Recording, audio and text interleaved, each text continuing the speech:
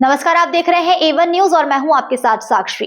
आइए रुख करते हैं तमाम बड़ी खबरों की ओर। आगरा में ट्रेड बॉक्स व बिगुल ने इन्वेस्टमेंट प्लानिंग 2026 पर एक सेमिनार आयोजित किया, जिसमें semi research analyst CA Anil Rai ने उपस्थित लोगों को बताया कि किस क्षेत्र में सरकार से उम्मीद है, कैसे इन्वेस्टमेंट करें, क्या ध्यान रखें, इस पर विस्तृत जानकारी दी गई। कार्यक्रम में बीएन ग्रुप के अजय कुमार अग्रवाल, ट्रेड बॉक्स से अंकुर कुमार, विक्रांत डाले बिगुल से मौजूद रहे। कार्यक्रम में गांधी आश्रम के मंत्री शंभुनाथ चौबे मुख्य अतिथि के रूप में उपस्थित रहे। साथ ही भोला प्रसाद, शशांक आदि उपस्थित थे। मंच संचालन नंदिनी ने किया। इस कार्यक्रम में आगरा के प्रमुख इन्वेस्टर बड़ी संख्या में मौजूद रहे। 2026 में कहां मौके बन रहे हैं निवेश करने के।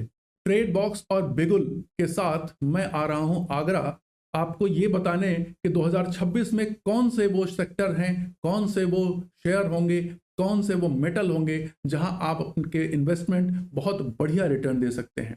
तो ज्वाइन करिए 31 जनवरी को शनिवार के दिन 11:30 पर हमारी सेमिनार है और आपसे मैं रिक्वेस्ट करता हूं कि आप आइए और इन सारी चीज़ों का, हमारी एनालिसिस का लाभ उठाइए और 2026 को एकदम प्रॉफिटेबल बनाइए और अपने पोर्टफोलियो को एकदम जबरदस्त तरीके से गति दीजिए। धन्यवाद। बजट में आपका क्या वो है?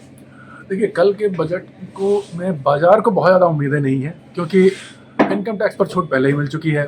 12 लाख तक की छूट सरकार ने पहले दे दी है। जीएसटी में जीएसटी 2.0 के रूप में एक रिलीफ बहुत बड़ी ऑलरेडी मिल चुकी है। बस ये बाजार अनुमान लगा रहा है कि कोई ऐसा प्राविधान ना आए जो कि बाजार के मूड और माहौल को खराब करे। थोड़ा बहुत मुझे लग रहा है कि इनकम टैक्स में कुछ एक थोड़ी बहुत ट्विकिंग हो सकती है, थोड़ा बहुत कुछ चीज़ें एक नाम रखने के लिए, क्योंकि बहुत बड़ा उम्मीद हम एक्सपेक्ट नहीं कर रहे हैं, लेकिन थोड़ी बहुत चीज़ें हेर फेर हो सकती हैं जो कि थोड़ी सी जनता को और एक रिलीफ का एहसास दें। और कैपिटल एक्सपेंडिचर एक ऐसा एरिया है जिसमें मुझे लग रहा है कि सरकार एक बड़ा कुछ कदम उठाएगी जिससे कि देश की जो है इकोनॉमिक गतिविधि में और एक सुधार आए और एक तेज़ी आए। तो ये सारे फैक्टर हैं जिस पर हम नज़र बनाए हुए हैं।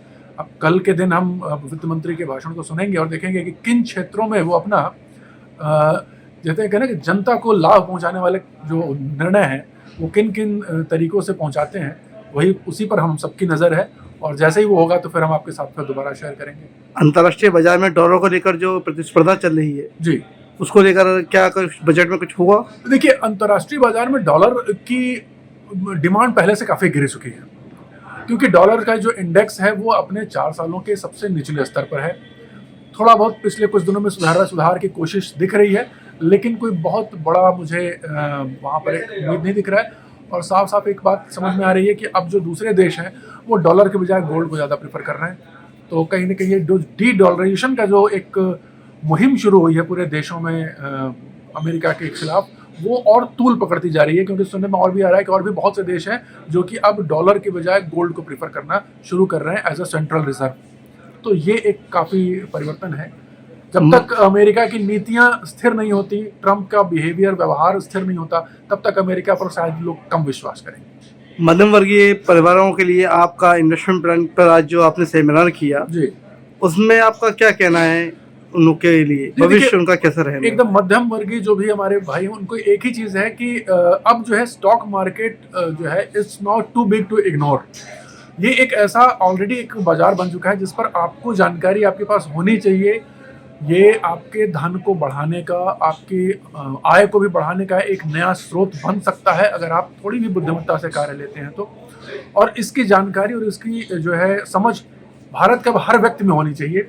हमारी हम मतलब मोर देन 1 बिलियन पॉपुलेशन है, लेकिन बहुत छोटी मात्रा में भी केवल 3 से 4% लोग ही केवल अभी तक उनके पास डीमैट अकाउंट है। तो सोचिए कितना बड़ा अभी एरिया खुला हुआ है। और जब इतने बड़े लोगों का जब भागीदारी बढ़ेगी तो हमारी देश की जो स्टॉक मार्केट की दशा और दिशा में बहुत ज़्यादा सकारात्मक परिवर्तन आएगा।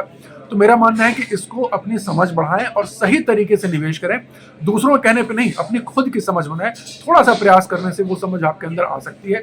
सही जगह से जानकारी लें, सही स्रोतों से जानकारी लें और उसके बाद अपना निर्णय स्वयं लें, किसी दूसरे कहने पर निवेश न करें। धन्यवाद। फिलहाल खबरों में इतना ही। तमाम खबरों के लिए बने रहिए हमारे साथ।